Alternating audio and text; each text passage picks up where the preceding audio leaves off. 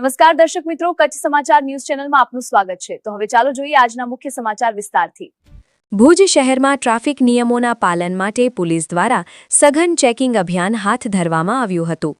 Bhuj traffic police દ્વારા Bhuj Mirjapar road પર પસાર થતા ટુ વ્હીલર અને ફોર વ્હીલર વાહનોની કડક તપાસ કરવામાં આવી હતી।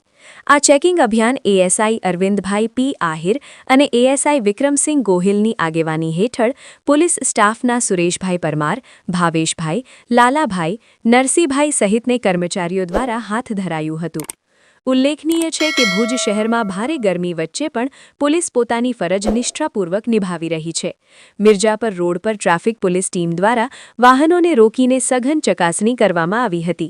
વાહન ચાલકો પાસેથી driving licence, RC book, insurance સહિતના જરૂરી દસ્તાવેજોની તપાસ કરવામાં આવી હતી। નિયમોનું ઉલ્લંઘન કરનારાઓ સામે કાયદેસરની કાર્યવાહી કરવામાં આવી હતી, જ્યારે નિયમોનું પાલન કરનાર વાહન ચાલકોને ટ્રાફિક નિયમો અને માર્ગ સલામતી અંગે માર્ગદર્શન આપવામાં આવ્યું હતું। આ હતા આજના મુખ્ય સમાચાર। તાજા સમાચાર સાથે ફરી મળશું। જોતા રહો કચ્છ સમાચાર।